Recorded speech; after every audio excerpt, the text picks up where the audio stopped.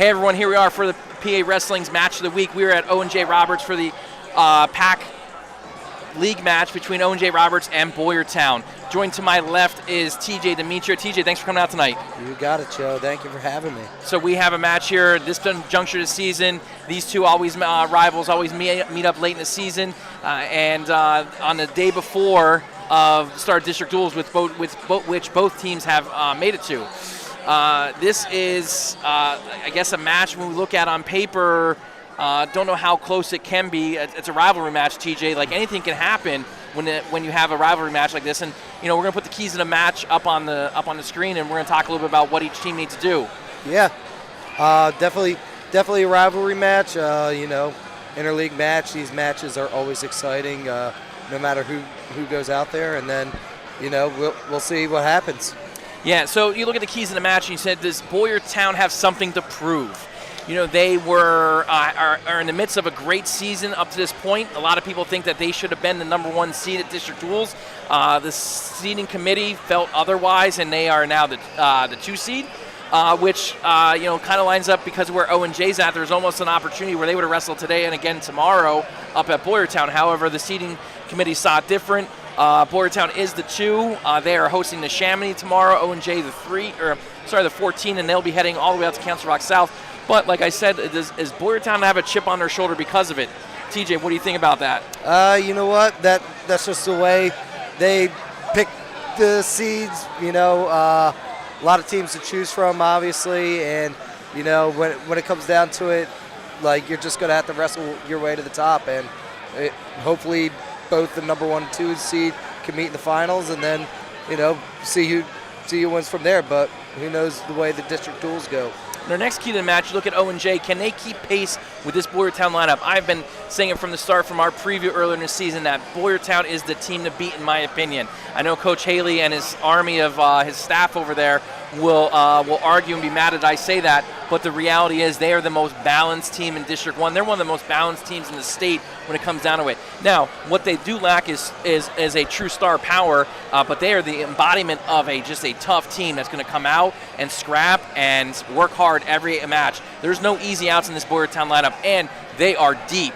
They can go several guys deep if injuries were to come about or for matchup purposes. So they're really tough, and the reality is, can Owen J keep pace with that?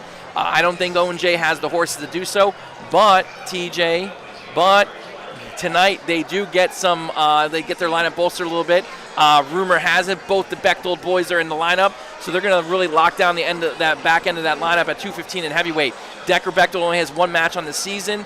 He lost at the Bear Duels to Franco Lattori from Interboro, and this will be Dean Bechtold's season debut tonight here in his home gym. Spotlight on, lights down, youth night, a full gym that's going to be rocking here with the with 2 great, knowledgeable fan bases. Yeah, if you got those 2 kids coming back, one thing, 2 words: bonus points. You need them, all right? When your team is not as healthy as the other team right now in terms of wrestlers, it looks like Boyertown does have the more complete lineup, but can we get some big bonus points out of Owen J's big wrestlers making a return tonight? And our final key to the match, and was already mentioned a little bit, this is a rivalry. These guys grow up, they train in the off season, Yep. They know each other very well. How will that factor into it? Will they be able to, is someone going to step up and win a match they shouldn't win? Is someone going to garner bonus points when they were only expected to just maybe win a tight match? This is, where you look at the rivalry these 2 teams have. Who's going to step up and do something that's going to kind of etch their name in the history books of this great storied rivalry here, and not just the PAC but District 1. Yeah, one matchup I'm kind of looking forward to is seeing Carter Soto wrestle Liam Diamond, hopefully at the 133-pound weight class. You got a freshman, 13-6 of the year with Carter Soto, and then you got a sophomore, 17-8. Liam Diamond, that could be a match that could go either way. Maybe some bonus points come out of it, but that could be a big determining factor of this match here tonight. Yeah, it's probably one of their marquee matchups tonight will be Alex Brandt and Beck Babb if it were to happen, 139 pounds. Two guys that are garnering votes. Beck Babb ranked 4th in our latest rankings that were released yesterday, and Alex Brandt, who's garnering votes and honorable mention at the same weight class. So we have the introductions going on behind us.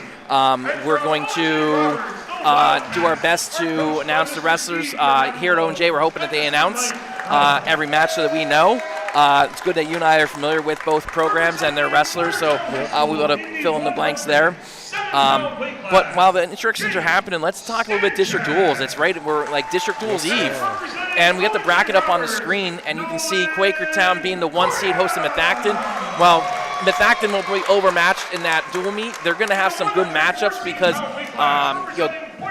Methacton's got some tough guys. They got the Hayeses, they got Matty Shoemaker, and at this point of the season, it's good to make it, and not only make it, but then you find a way to get some marquee matchups.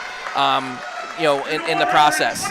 In the 15-2, you got the Chamonix and Boyertown. Again, you might look at it like a J.D. Heiser and Baishkapov from the Chamonix. Baishkapov is a returning state qualifier, enjoying a great season. J.D. Heiser's real tough. He is ranked 6th in the region right now, according to our latest rankings. That 14-3 matchup, Rock South and O&J. Again, O&J with a tall task, but they're going to get their guys some good matches. One of the things that I've noticed in the past, a lot of those schools where the result is predetermined, coaches do their best to find those great matchups for their wrestlers to get experience. Yeah, looking past the first round, you could maybe take a wild prediction at some of the seeds. You could possibly get a quarterfinal matchup between Council Rock South and Pennsbury, which could be a great match to see in the quarterfinals there. And then Spring 4-8 wrestling Satterton. Hey, if they win their first match, they're probably going to have to face Quakertown in the finals. So I can imagine both of those matches being pretty good bouts. Yep, we are covering the Satterton Spring 4 match tomorrow night, but another great first-round match is going to be that Sun Valley Penridge match. Penridge maybe not having the season they thought they'd have, endured some injuries that keep guys out of their lineup, but the reality is they're still dangerous. They still got guys that can scrap. And that Sun Valley team, I had them ranked really high early on, and 7 I think is maybe a little bit low for them, but again, I wasn't on the seating committee, and maybe that's a good thing. Maybe they know something I don't. The Haverford, they're going to be the Central League champs, and they got the 13th seed. They're wrestling Rock North in the first round. There'll be some good matchups there. Glenn's not with us tonight. Glenn's coaching for Hapero at Abington, but tomorrow he's going to be down at Oxford for a Hapero-Oxford match, and I think that's a match that there's potential for an upset if Hapero can win some of those swing matches. So there's a lot of parity this season, TJ, in our district duels bracket, more so than in years past. Yeah, in years past, you used to see, over 20 teams qualify for district duels. This year, you got 16 teams. I think all 16 of these teams are pretty solid in their own fashion, and none of these teams are really going to go down without a fight. Like you said, a lot of possible crazy upsets that could happen in the first round, and you could always expect something big to happen on the backside to find these teams who get 3rd or 4th find their way into the state duels at Hershey this year. So, TJ, with that said, all great points. We are getting ready to get locked in here. The coin toss is happening in center mat. We have Boyertown as the visiting team tonight. They were 1st at the Bear Duels this year, 7th at King of the Mountain, 8th at the Hurricane Classic, 2nd at the Big Red Duels. They sport a record of 15-2 right now. They're 2-0 in the league. O&J comes in with a record of 5-6. They were 8th at the Bear Duels, 30th at King of the Mountain, 27th at Trojan Wars, 44th at Escape the Rock. Now, the asterisk next to that is they did that without 2 of their better wrestlers in their lineup, one being Dean Bechtold, returning state runner-up. With that said, both are in the lineup tonight, both are weighed in, both are expected to wrestle, so that's going to be definitely a shot in the arm for this O&J Roberts team. Yeah, this is that time of the year where a lot of the tournaments are pretty much behind us, and now we're heading into that dual meet season where you really don't want to grind the guys out too hard, but they're getting ready for the postseason coming up. in February, so about a month away. They're going to be grinded, ready to go in the postseason this year. Right now we have Shane Stankina for the visiting Bears, and we have Blaine Schmoyer for the Wildcats. Stankina comes in. He's in on a shot. He's got the standing cradle. Looks like it's locked up. And Schmoyer fights off. Stankina comes in with a record of 12-4. He was 31-16 last year, was a regional qualifier. He is 78-40 for his career. He is a senior. Blaine Schmoyer, his opponent, is Blaine Schmoyer is 9-13 this season, 14-19 last year. He's 24-40 for his career. Stankina has him down the mat, and Mark Marino, our official for tonight. As always, big guns out here at Owen J for as far as officiating goes. Calls a stalemate. Schmoyer's trying to sit the corner and scoot around after Stankina tried to crack him down to the mat. Minute 2 left in period 1 here. Yeah, Blaine Schmoyer, senior this year, going up against number 5 ranked. He's got double hooks. Let's see if he can get a trip going here. He's trying to back trip. Both guys, someone's going for a ride. Good double overs locked underneath by Stankina. Still fighting, pummeling in for that inside underhook. As you can tell, Schmoyer is being the aggressor in this situation right now. Working the edge, working the boundary there, trying to see if he can get any action. Now he's got a bear hug lock. No, he thinks better of it. Now they each got an over-under. Schmoyer trying to pummel in, go double unders if he can. Stankina does a good job fighting off. 20 seconds going here, period. 0-0 is your score. And these are the type of matches O and J are looking for, where you got a guy who's not ranked this high, but they're keeping it close in the first period, showing some good fight to start off. Correct. Schmoyer's wrestled 64 matches in his career. Stankina's trying to step in, trip of his own, and we end 0-0 first period.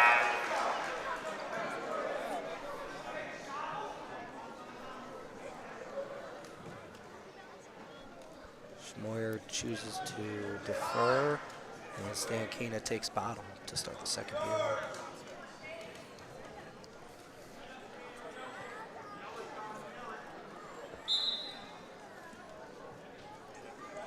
Gets right to a boot. Stankina trying to shake him.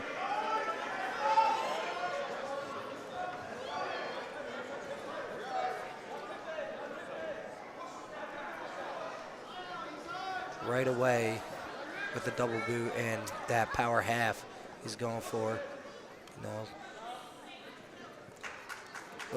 Looking like he's probably going to trade off to another type of move to try to get some back points. Stankina's coming up here. Schmoyer's getting really high. He's got to dig that second boot in. Nothing yet. And now he bellies him down. That's advantage Schmoyer here as he's got him broken down. Stankina not doing a whole lot to come off, but to be fair, Schmoyer's doing a lot of parallel riding here too. There you go. Marino calls a stalemate. That definitely benefits Stankina, gives him a restart, gets him off his belly.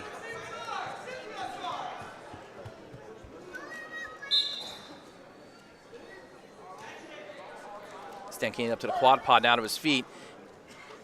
Sits in, tries to grab that low leg. Now he's doing a good job of, got that toe pick, and he's going to get a reversal. No back points there. Nope. 46 seconds to go here in period 2. We're past the midpoint of the match. 2-0 lead, Shane Stankina out of Boyertown. Great effort trying to keep him down on bottom, but when you get a little too high there in that situation, or the bottom guy's hips get low and your leg gets loose, and you can expect bad things to happen there. Yep, 20 to go. Thinking now ahead, TJ, where based on what you've watched so far, your Schmoyer's coach, where you put him in the third period with his choice, down 2-0. It looks like Stankina's riding pretty tough here. Obviously, with the new takedown rule, it wouldn't hurt to start on bottom, get an escape, and 3 takedown points and make it a 4-2 match. But I'm not sure if Schmoyer's going to go that way. And Schmoyer, he wanted it. He looked at coaches asked him. He said, "I want to go down." So he thinks he's going to be able to get his way out. Okay, so let's see if he can put some points on the board here.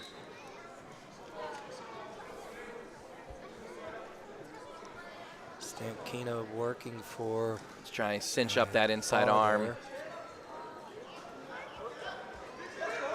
Switch attempt by Schmoyer, nothing.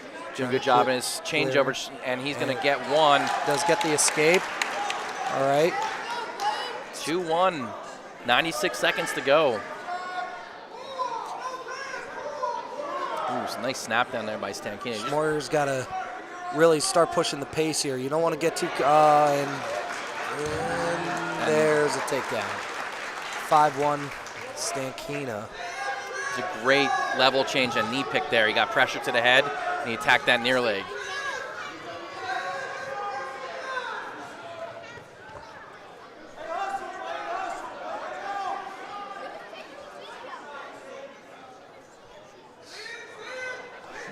TJ, great crowd here tonight at Owen J. Always a great crowd when these two teams lock up.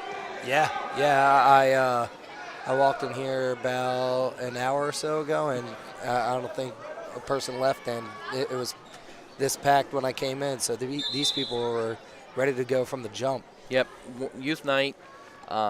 Two rivals, and you couple that with a small gym, and it's a recipe for a great crowd.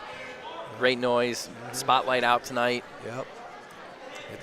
It's always fun wrestling in these type of atmospheres where it's not a big gym, but everybody in the gym makes a big presence almost.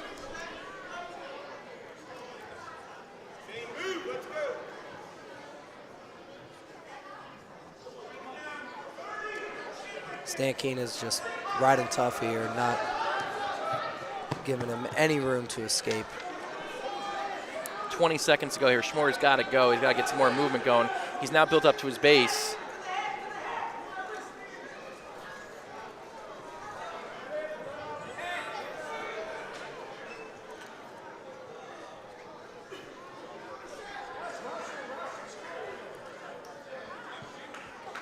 And Stankina picks up the decision.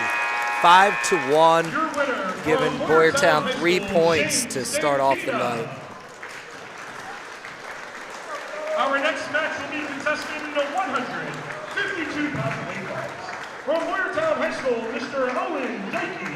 And from Owen J. Roberts, Mr. Joey. From Boyertown, we got Owen Dykey at 152 pounds. He is an honorable mention in our most recent rankings. Dykey is a senior. He's 18-10. He was 39-14 last year.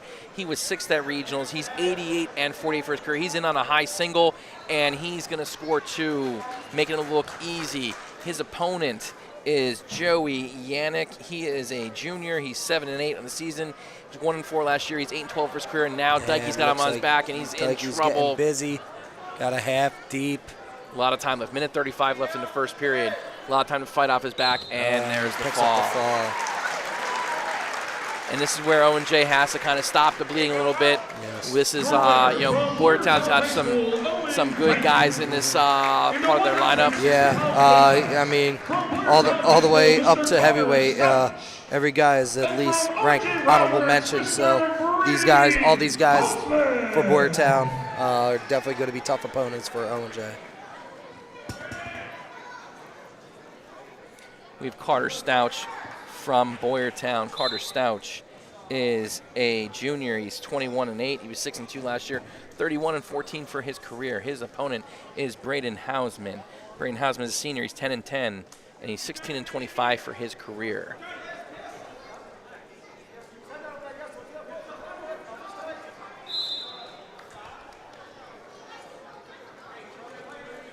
I believe this is Braden Hausman's first time at 160 pounds this season. Wrestled 172 up to this point. Shot attempt. Stouch up to countering it. Yeah, first time wrestling down at 160 for the year. This could be a match that could go either way. Being used to wrestling up at 172, and now you're getting to wrestle a guy at a lighter weight. Might put you at an advantage, but we'll see. Hausman coming out flashing a few shots. Stouch in on a shot of his own. It's a high double. Try to lift him up, and they step out of bounds and restart.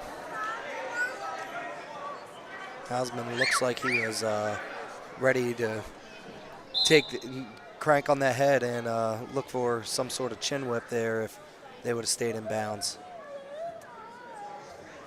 Another dip in attempt. He came up high. Hausman up to the challenge right now, but can't stay in that front headlock position. Stout shoots through it again. He's going to try and crack him down now. He's going to circle to his right. Hausman up now. He's got Hausman up in the air. Nothing yet. Hausman on a leg, trying to rolls through. 35 seconds to go here in the period. Great job diving underneath for that leg. That's something you don't see a whole lot of in high school, but you know, when some guys like to get a little risky, but you know, when there's big risk, there's big reward, and you didn't get the reward there on that one, Joe.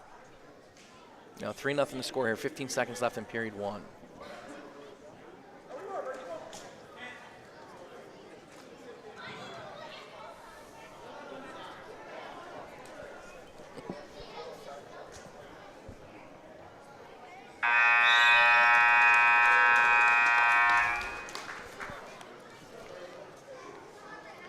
Hausman's choice.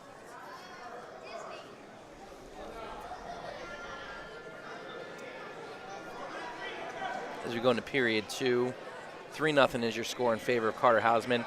Hausman flashed, he wanted to go top TJ, and then he ended up deferring based upon what his coach told him. Stouch goes down, so Hausman gets what he wants out of it. See what he can do on top here. Good sit-out turn in by Stouch. Yeah, and right now off, he's facing him. Right off the whistle. Stouch didn't waste any time, and he's back in on a leg. Nice high C, cuts the hip down, and turns that into instant offense. And then real quick 7-0 is the score now. That's with the new scoring this year. Those takedowns put people in big holes now to come back from. So, you know, Hausman is really going to have to dig deep here and find a way to score. Hopefully he can get a takedown here to keep the match a little bit close. But if Stouch here back in on a leg. Stouch showing off his arsenal here. He was hitting that high C, high double. Now he just hits the sweep single there, and he scores. 10-1 is now your score. Minute 10 left in the second period. And we're gonna see a little catch and release here. Nothing yet. No change. This is trying to bait him into possible cow catcher there, cement mixer. You gotta watch these hooks. Stouch there, he shoots through that hook. And lifts him up and takes him straight to his back. Yep, we're getting 3 and a full set of back. And is imminent. 40 seconds to go. Close. Hausman can fight it off. He's in a very bad situation right now. Can't tell, and he readjusts and he's readjusting, trying to sink that deeper, trying to get that chest on chest. Now he's climbing over, see if he can slip boots in. 20 seconds, and there's the fall. And that makes the score 15-0 as we go to 172 pounds. Your winner from Boyertown High School, Carter Stouch. In the 172-pound weight class, from Boyertown High School, Mr. Jonathan Heiser. And from Owen J. Roberts, Mr. Gabriel Boyertown. So we have J.D. Heiser for the Bears. JD is 24-7 on the year. He's a junior. He's 6th at King of the Mountain, 4th at the Hurricane Classic. He was 27-15 last year, regional qualifier, and did not place. He's 55-27 for his career. His opponent is a senior, Gabriel Bonarino from Owen J. Roberts High School. Story on Gabriel Bonarino: this is his first varsity match. He is moved here from Brazil. And he got himself in trouble. Great story about this kid, and that's the fall. Not a great way to start off your varsity career. Gabriel, great kid, moved here from Brazil. He's competitive in Brazilian Jiu-Jitsu. Still trying to find his way as a wrestler. Hey, you know, if you're good in one division of MMA, and you might as well learn a couple more while you're at it.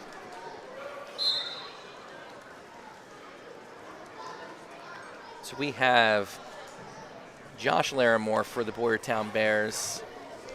Larimore is a junior. He's 17-8 in the season. He's in on a shot right now. A head inside double. Lorenzi fighting it off. He was 21-13 last year. Took 6th at regionals. He's 43-37 for his career. Will Lorenzi, his opponent, is a junior. He's 6-7 in the year and 6-10 for his career. Larimore fires another shot off. His head inside single. He's coming up. He's cutting off the double, trying to get. And they're out of bounds. Yep. Lorenzi does a good job of squaring up and getting some pressure on him. Minute 23 left in period 1. Larimore back in on the head and back in on the leg. Good job changing levels. You don't see 189-pounders hitting takedowns like that often. Yeah, very fast. Definitely got him on that head fake there with the right hand on the head, and then boom, right in on the left leg there. Larimore bringing that inside arm in, trying to get 2-on-1. Really putting the beef on him right now.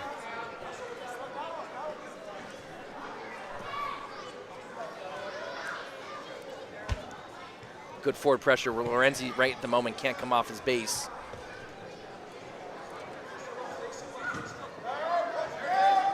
Now Larimore's got that bar in. Lorenzi comes up. Oh, turns the wrong way. Larimore doing a good job of snatching that far wrist.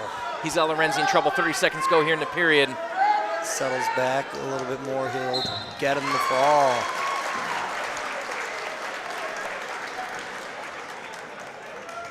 Your winner from Boyertown High School, Mr. Josh Larimore. Boyertown is doing a really good job securing those bonus points quickly, and it looks like their bigger guys are coming through like we kind of mentioned earlier on, but Caleb Duman is a sophomore for Boyertown. He's 17-9. He was second at the Hurricane Classic. He was 17-12 as a freshman. Did not place the regionals. 34-21 for his career.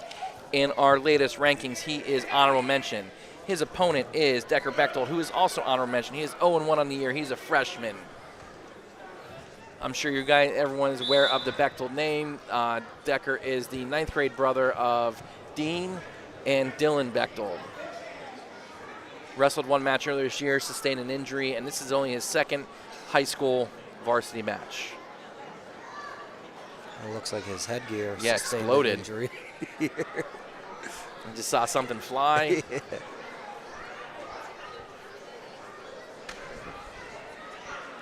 Is there another headgear on the team that's big enough to fit a guy's head like this? I am unaware. Being a heavyweight, and he does have some pretty big height on him. So, is there headgear back there to help him continue the match? I don't know.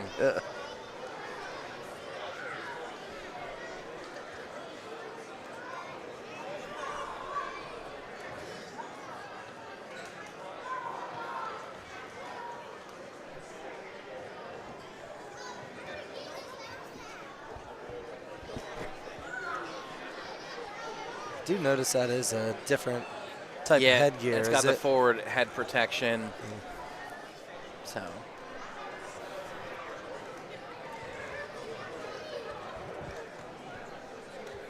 It looks like it's padded on the back as well.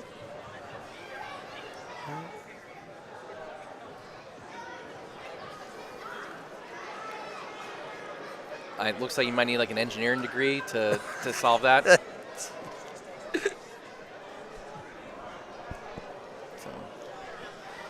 All right, 19 seconds in, restart.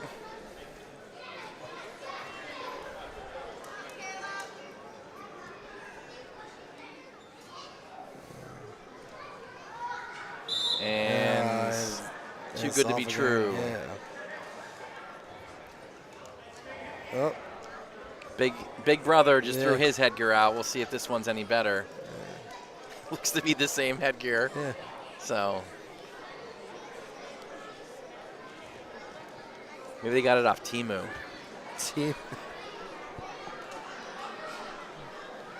Sorry, too easy, folks.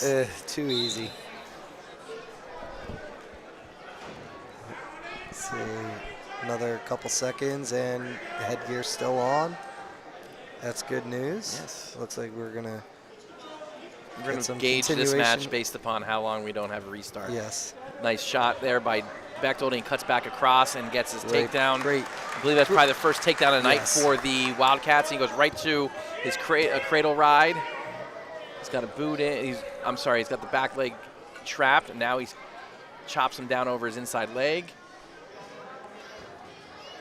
He's got like a low figure 4 on Duman's leg.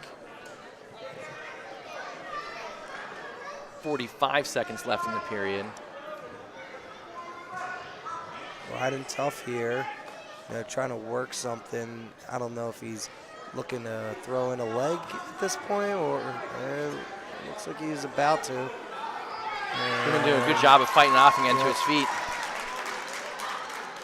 3-1 is your score. 24 seconds left in period 1. Oh, and there we go. It was a good run. It was a good run while it lasted.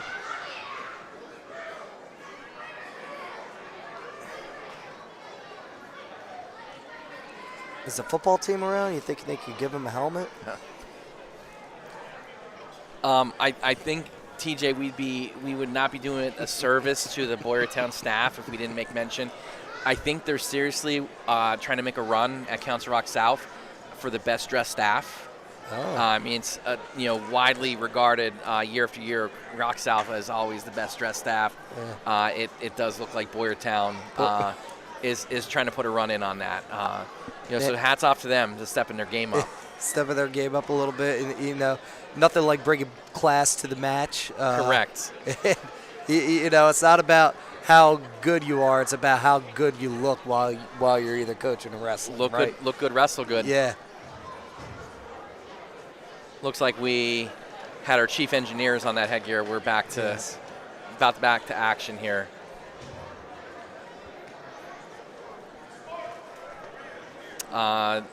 Just kidding, folks. Oh, nope. Now we're good. All right, here we go. 22 seconds to go. 3-1 is your score in favor of Decker Bechtold.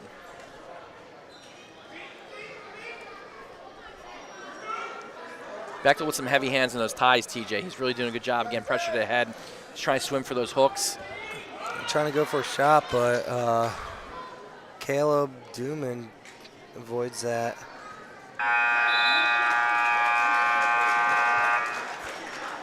Finally, after 6 minutes of action, we're finally out of the first period.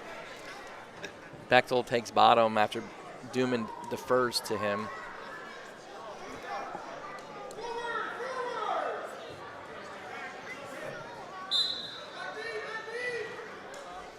Bechtold up to the quad pod. Short half by Duman. Now he's trying to mat return, attack the inside leg. Now he comes across. Bechtold gets the escape. Yeah. Once he got to his feet, I felt it was like imminent. Mm-hmm. Yeah, it's tough when a guy gets into that quad pod. You can't just hold him there. You got to commit to either trying to do a mat return from the waist or try to swing one of his ankles out and go there. It's a quick decision you have to make to catch your opponent off guard in those situations. So they stay neutral after that little flurry. And now we're headgear. Number 3? 4, technically. He has his hands on the other one. Okay. Now he was thrown a different one, and now here we are. 4th headgear he's had his hands and or on his head. Now the ref is getting involved with helping fix the headgear. I sure hope they pay Mark Marino extra for putting headgear on. I hope so. Is he going to tie shoes next?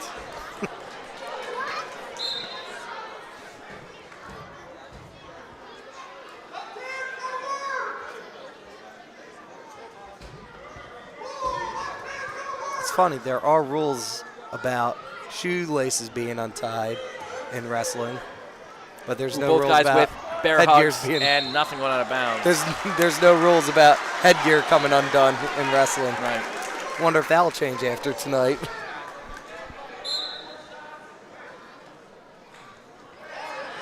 Shot attempt by Duman. He got in. I almost think he was a little bit surprised he got to the leg. Yes.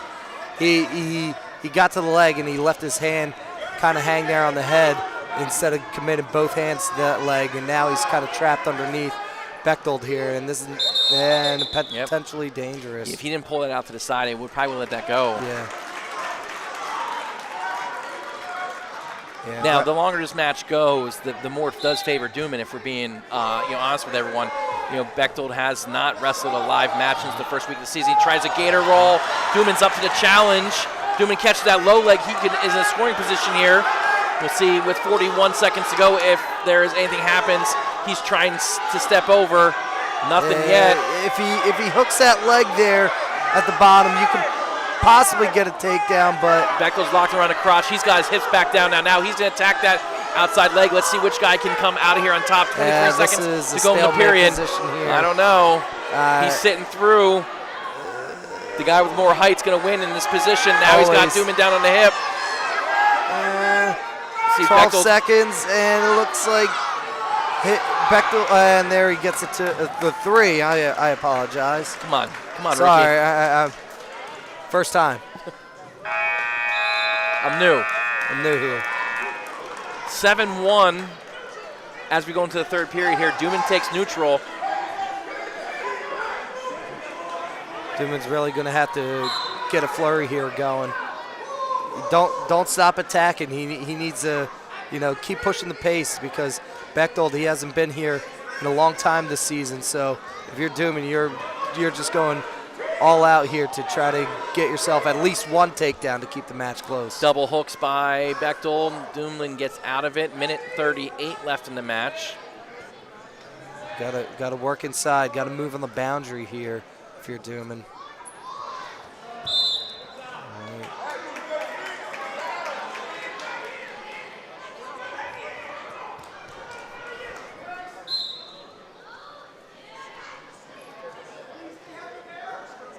Dooman going back in for that tie-up, trying to work the head. Looks like he's there. Not enough head movement there. No setup to set up a good shot. So Bechtold counters and makes this match 10-1.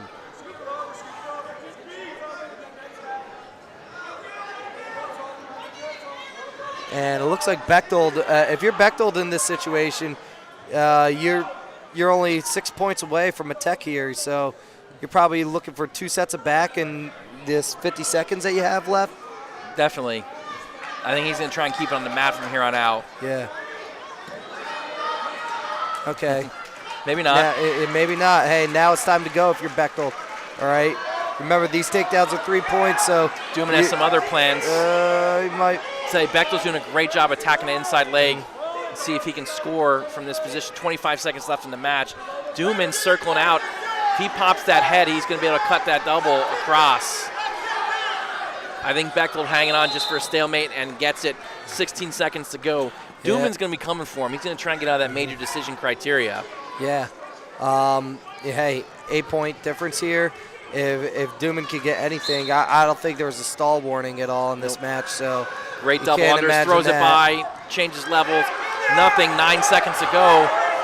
Dooman's got to go. They go out of bounds again. 5.9 left in the match, 10-2.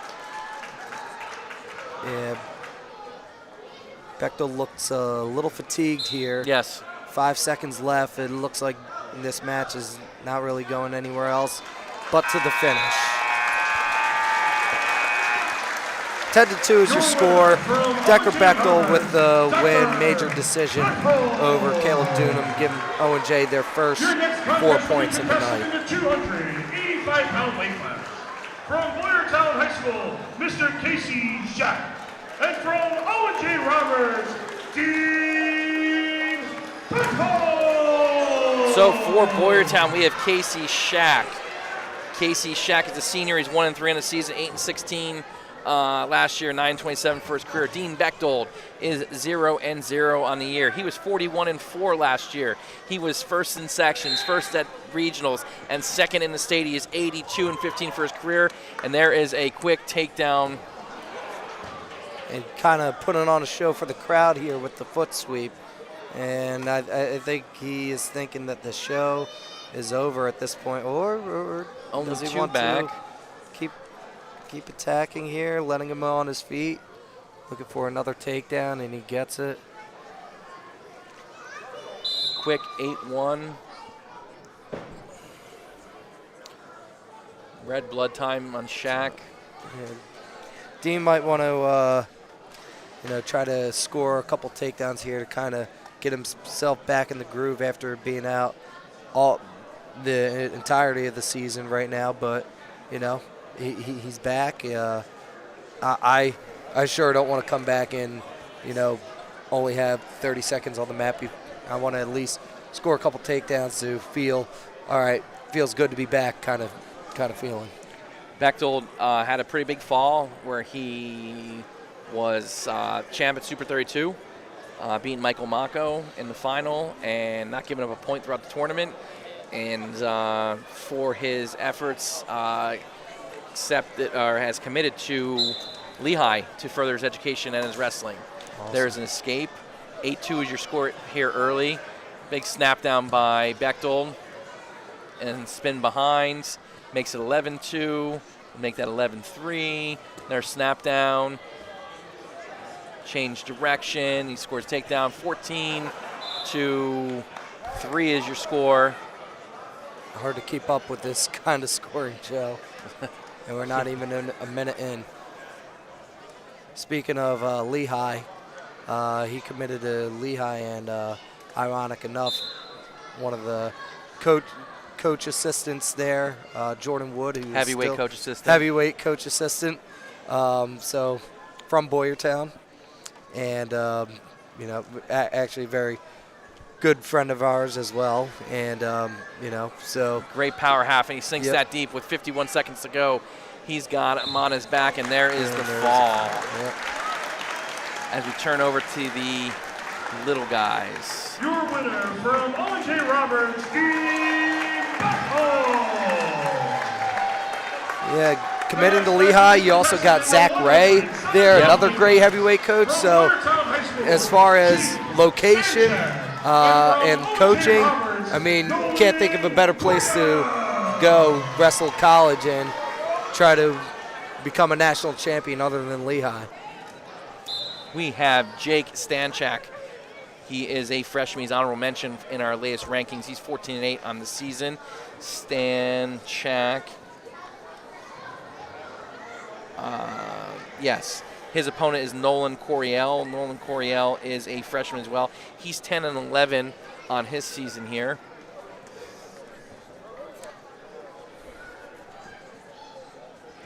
Both guys doing a good job fighting for that inside tie there.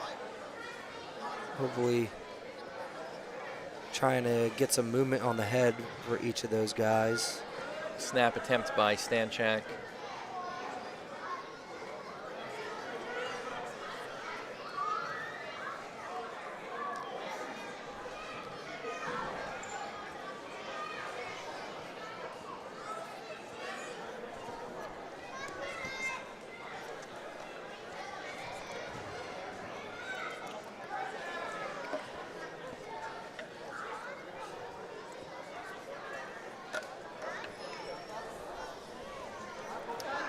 Good head pressure and snaps him into a shot.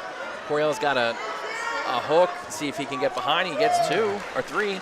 Oh man, rubbing off on me. You're not used to it yet. Coriel's working for a cradle now on top. 33 seconds to go. He might have it locked up. We can't really tell where we're at. Stanchak seems to be fighting hands on bottom there, and has it. Now he's taking up over the head. Coriel goes back to crossface. He's got pressure forward.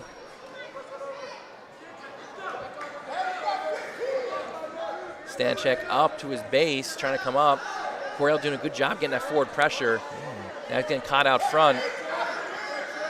Yeah, Coriel doing a great joat. He's got that back leg bulldog. Yeah. He's got himself anchored in. And that's how we'll end the period.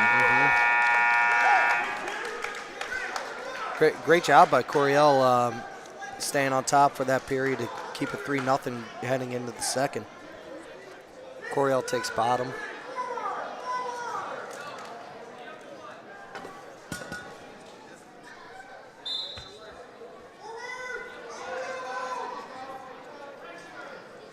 Coriel on bottom, working hands. Stanchak trying to tie up that near arm.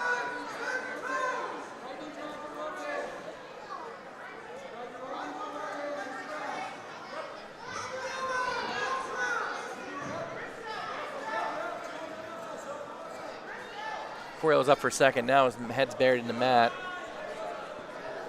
Maybe this is Stanchek's stronger positions here on top. Coriel still fighting hands. He was up again for second. Stanchek riding parallel, but Coriel's not doing a whole lot to come off bottom right now. Looks like he has that near side. Oh no, Coriel got the hands forward.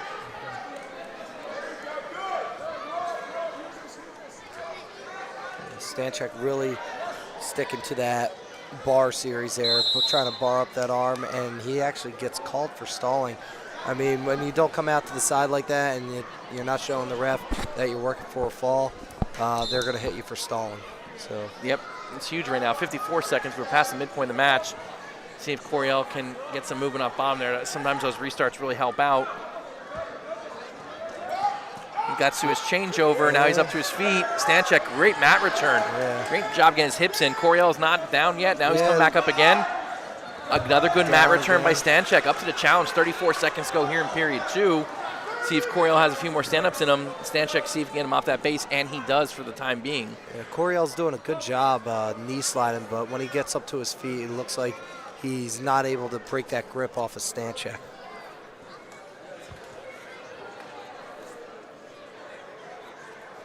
Third period, you have to imagine Stanchek's going down in the third, trying to get that escape and ultimately that takedown.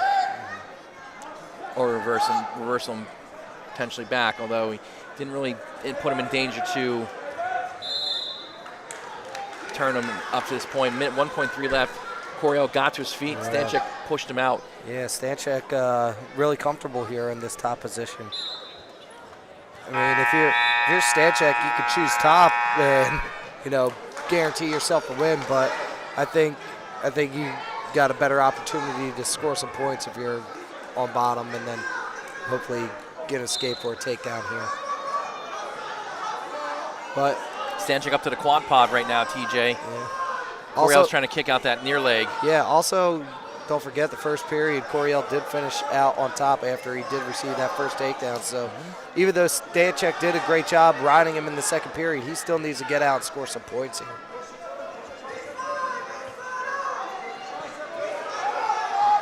Stanchek can't, they're calling for a knee slide, but Coriel's got that back leg bulldog. He can't get out.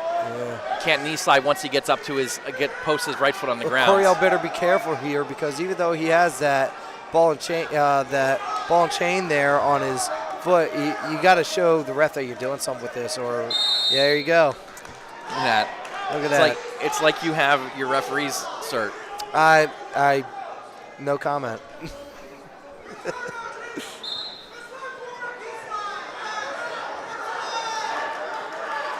And there's the escape. So 3-1's your score. Yeah, I mean, hey, a takedown can decide this match here. Both guys with stalling warnings. We got less than a minute left in the match. Great snap down. I tell you what, the head pressure by the Boyertown guys is they're relentless and they're really active on getting pressure to the head and attacking out of it. Yes, they're doing a great job fighting for that inside tie, and there he is.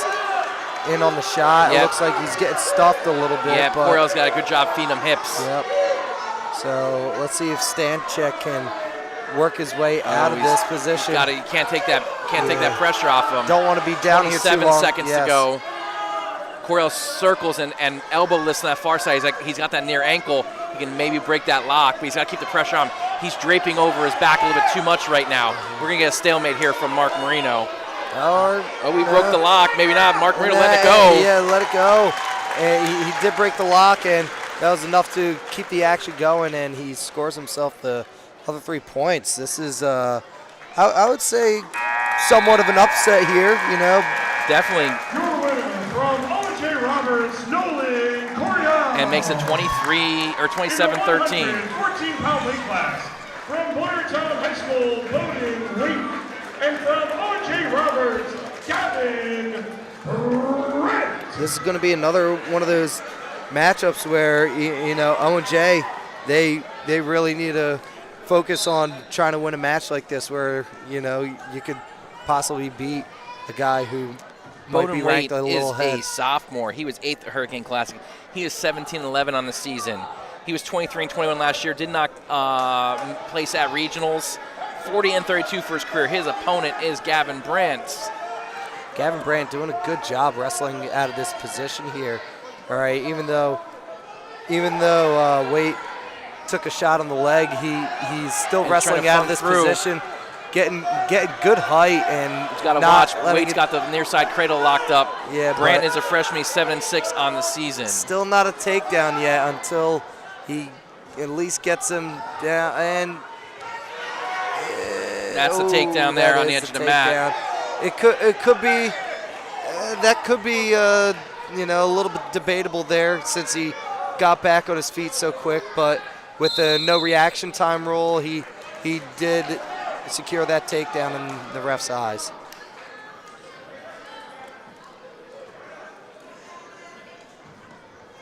Great job, great effort though by Brandt to fight off that cradle.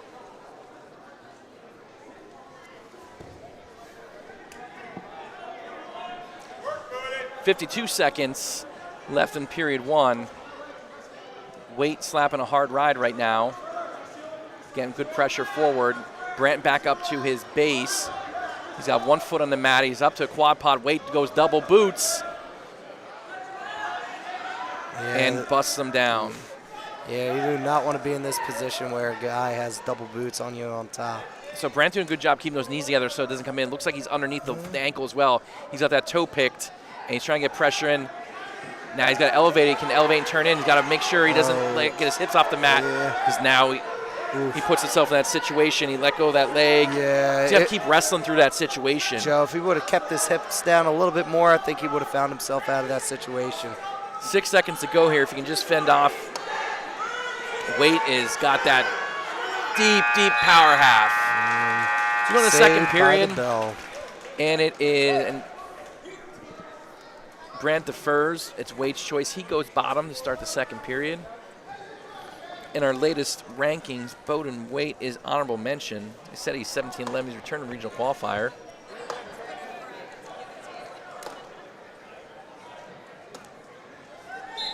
We talked earlier about the Bechtolds being that's only a second match between the two of them. Gavin Brandt started the season injured.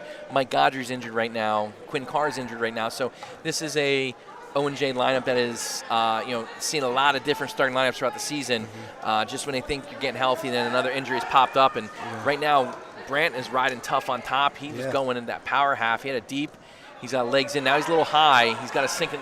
He's got both boots in. He breaks Waite back down. We'll see how long Mark Murray lets that go. Yeah, great job really sinking that half, but when sometimes you sink a little too deep and it puts a Bob guy in a dangerous situation. And he was just hopping off to run it too, off the legs. Waite did a good job of fighting those legs out to get to that point. Waite doing a great job changing over to get to his feet. Yep.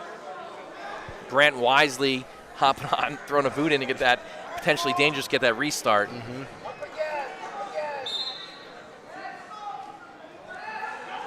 Waite trying to sit in. Brandt doing a good job of getting pressure in.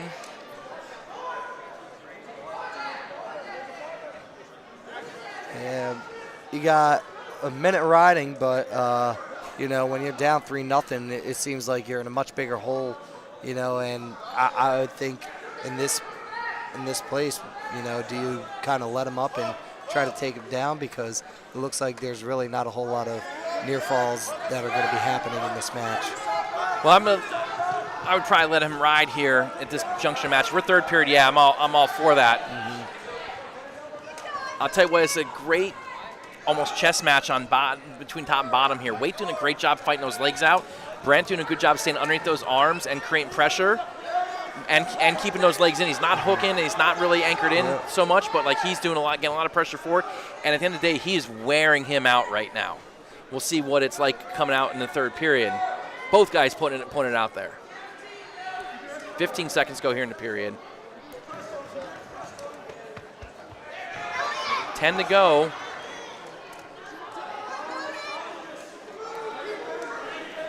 With Brandt finishing on top this period. Okay, you got the choice. He's taking bottom, and hopefully he can get an escape here and maybe get a takedown to put himself ahead. Yeah, he popped up right away and wanted to go bottom. He was starting to feel it on top there, but I think he realizes his best road is to come out from bottom here. Both guys very adept at wrestling on the mat.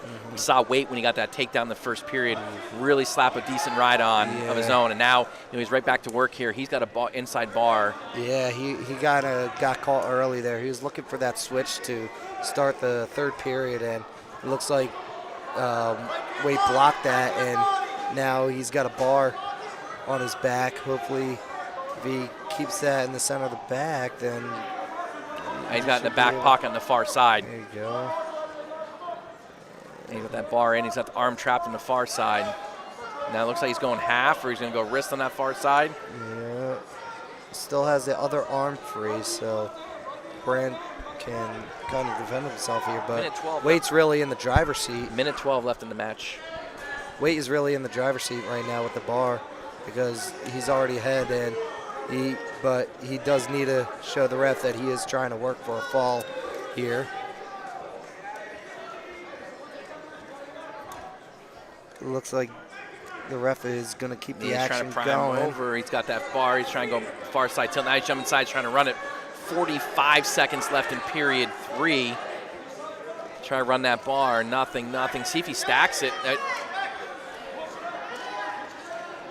think Brandt is running out of options here to get out from bottom. Looking over to his coaches, seeing if they could offer any advice at this moment. He's got to get that right hand busy and try to get that hand free. But, now if he got double bars, this could be trouble. 17 seconds left in the match. He's going to try and pry him over the hard way. He's not going to run that double bar. Now he jumps sides. This is how we'll end a 3-0 decision. 3-0. Makes it 30-13 as we're going 121 pounds. For a freshman, you hung in there the whole match.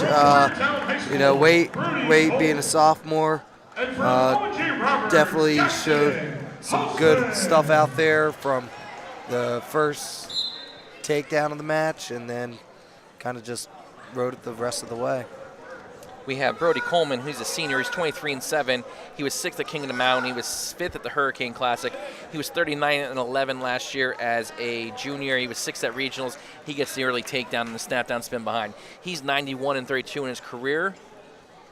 His opponent is a freshman, Jackson Hausman, younger brother of Braden Hausman, who wrestled earlier. Coleman back in the shot. He is a freshman. He's 7-12 on the season. If you look at this Owen J lineup, you have the Bechtel brothers, you have the Hausman brothers, and we'll see Alex Brandt wrestle later. You have the Brandt brothers. All junior freshmen for the Bechtels, and then senior freshman tandems for the Hausmans and the Brandts. There's nothing like wrestling with your brother on a high school wrestling team. A lot of competition, a lot of accountability, I would say, because I got to wrestle with my little brother my senior year of high school, and let's just say, even though he was a freshman, he really didn't let him get away with too much, and he definitely was successful. So proud of him, and hopefully these guys are pushing each other in the room just like the way I pushed my brother in the room. Just like that, we're 13-2 lead for Brody Coleman. There's a great sequence there, TJ, as you were talking. Elbow pass by Hausman, missing the shot, and then re-attack by Brody Coleman. It resulted in the takedown and a set of backs as he's up 11 points as we are in the waning moments here of the first period. Yeah, and he could be finishing this match off with one more set of backs, and can he get it here to finish the match trying off? to sit through. Not quite. It looks like Mark does reward 2 more points there, so 15-2 at the end of period 1. 2 points away from a technical fall. Brody Coleman goes neutral. And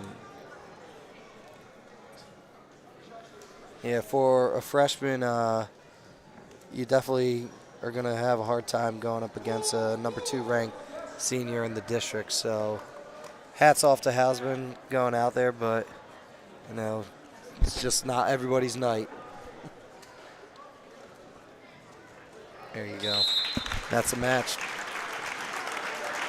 18-2 technical fall. Brody Coleman over Jackson Your Hausman. winner from Boyertown High School, Brody Coleman. Next up in the 127-pound weight class, from Boyertown High School, Cole Vogel. And from Owen J. Roberts, Tyler Mack. We have Cole Fogel for the Bears. Cole Fogel is a junior. He's 9-11. He was 21-15 last year. He's 51-44 for his career. He is a junior. His opponent is Tyler Mack. Tyler's a sophomore. He's 1-0 in the season. He was 4-17 last year as a freshman, 5-17 for his career. Tyler Mack is a kid who's just his second year and is like got the bug for wrestling. He just loves it. So his trajectory is only going to go up from here. You know, wrestling the schedule Owen J does and being in that room every day and doing all the stuff he did in this past off season. Yep. He's going to only get better. Yeah, Tough draw here for him with Cole Fogel, the seasoned veteran. There's a stalling warning already on Mack, as Fogel's been smothering him in this tie. Yeah, looking for that duck down high crouch, and he gets it. You know, when you have control of that guy's elbow from the neutral position, he's looking to pass that by right into a high crotch. And then instead of cutting the corner, he circled out the front and just ran him into the mat. Really great finish there by Fogel. Yep.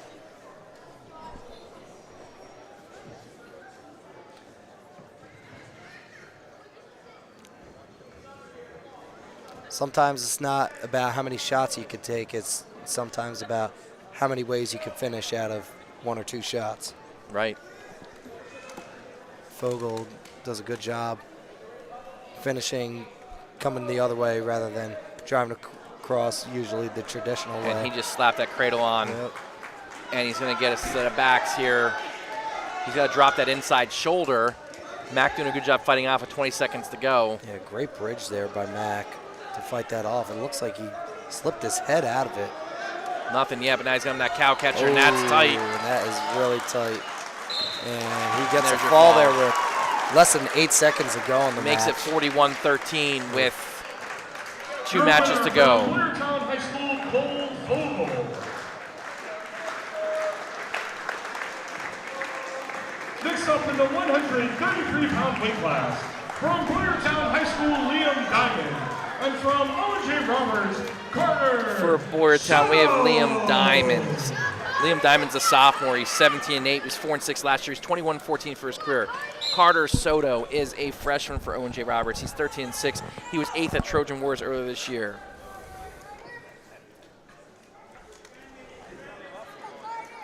Another one of the freshmen in this Owen J. lineup. Comes in with some youth accolades. Diamond in on a nice head inside single. He gets Carter up off the mat. Good mat return and finish for the early 3-0 lead. In our latest rankings, Soto is number 5, and Liam Diamond is honorable mention. So this is definitely a match that pits 2 talented wrestlers against one another. Soto coming up to his feet. Good quarter turn coming in and gets the escape with 1:16 left in period 1. Yeah, good takedown by Diamond to start off here. Now it looks like Soto's going to be trying to work for something on his own. He shot both legs. He's going to get him out of bounds and get a restart.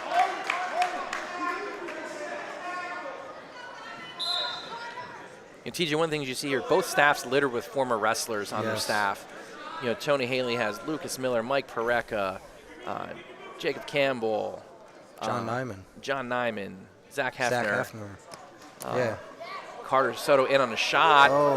Diamond just throws him by, and then even after the Soto attempt at a headlock, makes it 6-1 here, 34 seconds left in the period. Over on the Owen J side, you have former Owen J wrestlers Aaron Brown and Scott Sirik. Yeah. Both of those, a lot of those guys I've known from wrestling around my age, and then, a couple of those guys were coaches when I was in high school over 14 years ago. It's been that long, TJ? It's been that long. Jeez, you're old.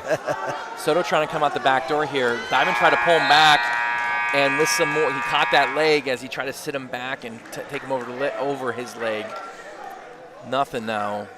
A few more seconds, he may have scored. Diamond defers, and Soto decides to go down. 6-1 is your score here.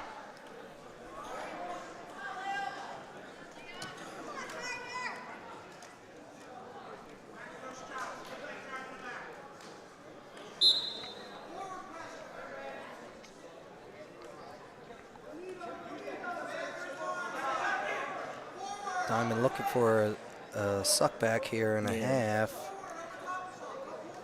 Soto had the foot trying to catch before it went in. Diamond's now cranking a power half, and he's got one leg in. And he's getting in. Oh, very close. Moreno pulled back that second swipe. I don't think he got the 2 count out of it. The scramble position we were getting in before. Diamond still has that, trying to crawl on top. Diamond still, and he's got the leg split as he pops out. He's got the reversal. But no near fall out of that. Great job by Diamond staying off his back in that situation. 6-3 is the score.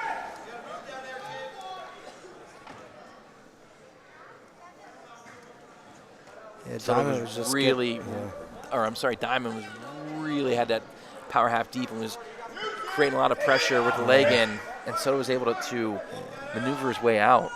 Yeah, it was getting pretty risky with that power half. He was really cranking it deep, and the deeper he was cranking it, the higher he was getting up on him, and then eventually Soto popped out and got that reversal there, and they go out of bounds.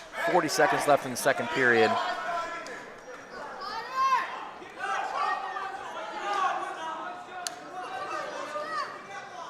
So Soto has to be thinking about how to score points from here. Does he think he has a near fall on him with 40 seconds left in the second period? I think so. I think you gotta let him ride. You gotta let this transpire organically. Diamond, great hips, way to change over. Soto's still on top, trying to get that mat return. He's got one leg in the air. Diamond just making his life miserable, though. You know what? Carter's doing a great job. And he gets 2 swipes out of it. Yep. Being caught up in a funk here. 15 to go. Soto's going to and he might give up. Oh, nothing yet. Oh, he catches him on his back. 6-5, and he's going to give up a reversal. And near fall. You do all that great work to get the near fall, and then you give it up by, letting him reverse you and then get some near fall out of that. That's got 10-5 here because unfortunate situation. The points on the scoreboard here in the gym do not reflect the 2 and the 2. Did he give him 3 back? I think they're just going over the sequence right now because there was a lot of points scored there. From what I believe, I think, Carter got 2 near fall count, and then he got reversed for 2 points, and then another 2 near fall, I believe, that was exchanged out of that. So I can't remember what I'm standing by 10-5. 10-5. It's 11-5 here in the gym. 11-5, so. I did not see him throw up the 3. I guess he did, so 11-5 is the score. Oh, wait. Okay, yeah, 11-5, yep. Neutral here in the third. Thanks, Mike.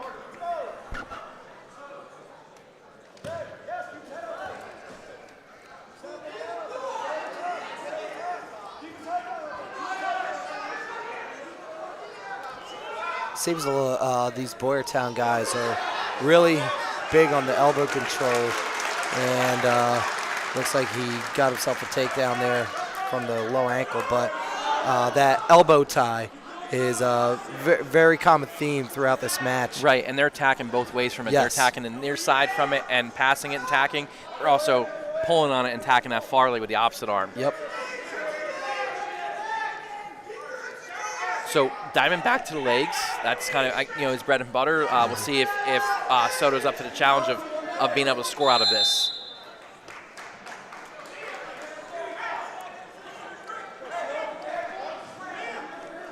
Yeah, Diamond is, after this, match is not over, but being up 9 points on number 5 ranked Carter Soto, that could build you a good case to possibly move up in the rankings this week.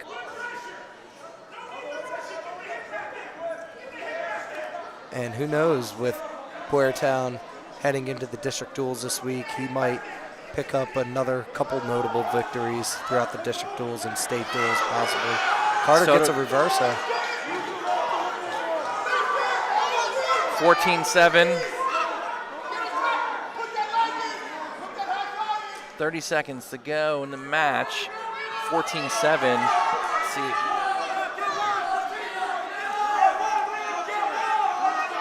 He's got to find a pinning combination at this point. He's committed to it. 18 seconds. He's trying to run a cradle. Here come around out front, but Diamond's smart. He's staying out behind. He's staying low.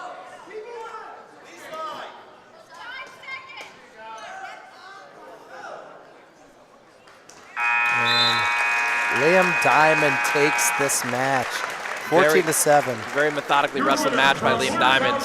Yeah, very great match. Like you said, very methodical. Great setups, great near fall situations, and you know what? Just overall great match out of Liam Diamond. We got Beck Babb from Boyertown. He is a senior. A lot of alliteration there, TJ. Third at Kingdom Mountain, 8th at Hurricane. He's 20-9. He's 36-14 last year. Was a regional qualifier. He's 86-47 for his career. His opponent is a senior, Alex Brand, who's 15-8 on the year. He was 30-19 last year. Was also a regional qualifier. He's 75-65 for his career. When we talked in the beginning of the match, this was one of the matchups we were looking forward to. Yes. The Soto Diamond match, this one, and also, the return of the Bechtold brothers. Yeah, and sometimes, even though it is a random draw, there is a good possibility this might be the best match of the night. Foreshadowing.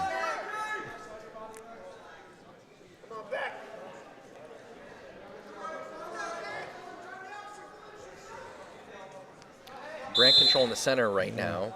And working for that underhook there on the boundary as well. Beck trying to look for a quick shrug there. And like I said, going for that elbow tie, high crotch. Working for that. Trying to get something. Oh, there it is. Shrug. Yeah, he was looking for that a little bit ago. Now he finally hit it. Just going the other way on it. Usually don't see one here. Usually don't see a shrug come from that side. Very creative. He just got Brandt pushing into him and used it against him. 3-1 after he escaped with 15 to go in the period.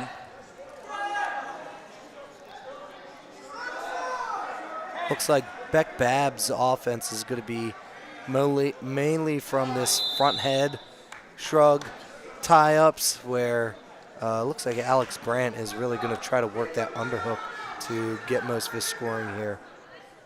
4.5 seconds left in the period. Oh, great low single. Quick low single. Can he finish? Babb doing a great job of tying him up. Yeah. Just hanging on for the end of the period. Yeah, great. Hey, great shot by Brandt, but Beck Babb with good reactions to not give that takedown up with little time remaining in that period.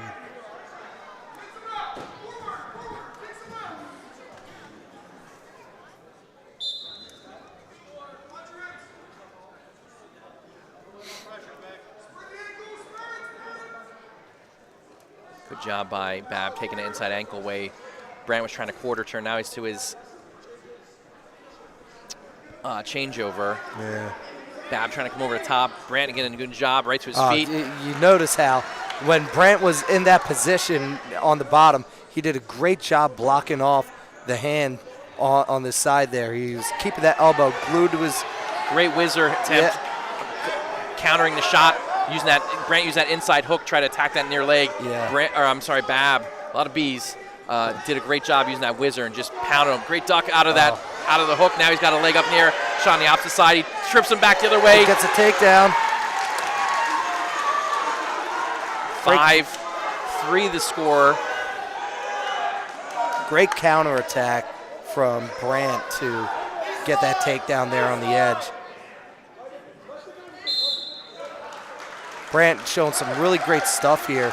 He's starting from the bottom, sealing off that side and getting that escape and then getting that takedown off a reshot. Those are the things that coaches go over every day in the practice room. See whose kung fu is better here.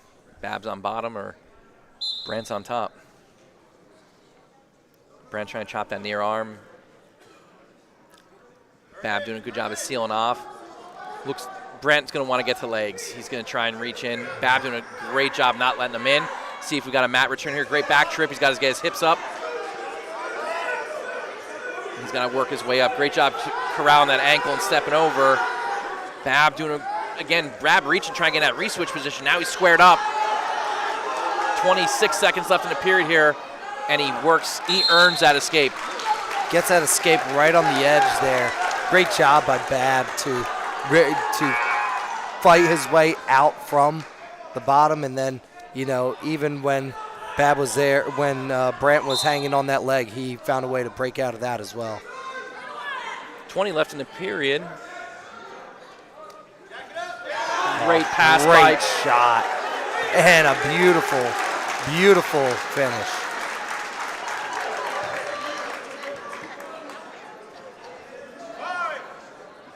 7-5 going into the third period. TJ, how many times have you told your wrestlers or has been told as a wrestler to score points at the end of the period? Always. And, everything you're seeing in this match, you're seeing both of these guys showing some great stuff. Yep. So far, he's living up to the hype. Yes. Bab chooses neutral in the third. He wanted to go down his bench and showed neutral. Nice shot attempt by Bab. Yeah. Brant does a good job of stepping out of it.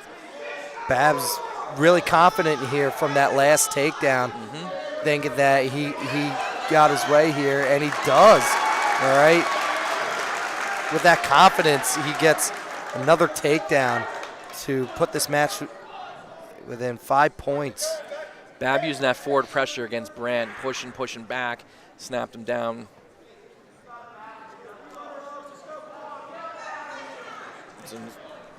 Still a lot of time left.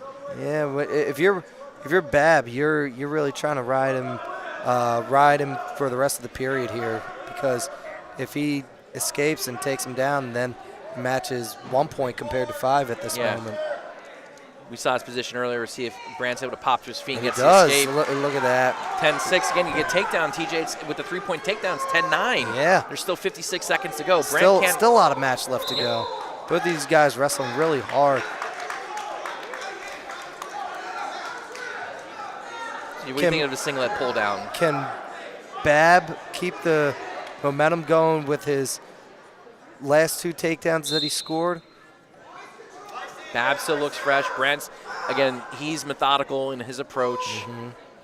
Like Brant scored on the counter attack last time, so maybe he can hope Bab takes a bad shot and he could go for that counter. But actually the opposite happened in that situation. Brant took the bad shot and Bab just went around for the easy points, and now it looks like they're playing a little catch and release here as well. 13-7, 24 seconds left. Brant's got to go. He's got to hit something big here. Goes feet to back. He can win the match. Oof. He's got to go. 10 to go. Bab wisely just bellies down.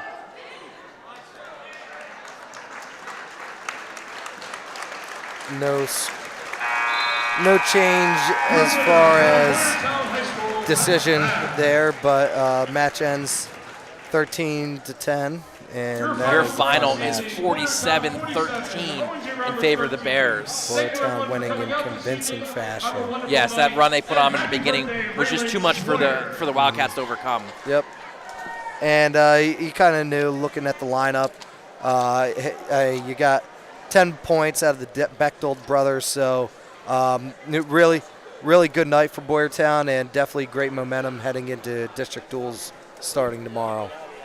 Yeah, you look at, there were some other hotly contested matches down low. You had Nolan Coriel with a upset win. Brant and Waite went back and forth, close match.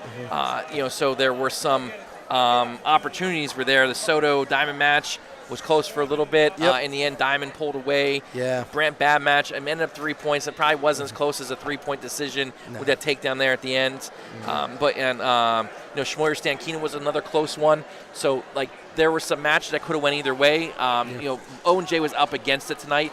There wasn't the opportunity to win the duel.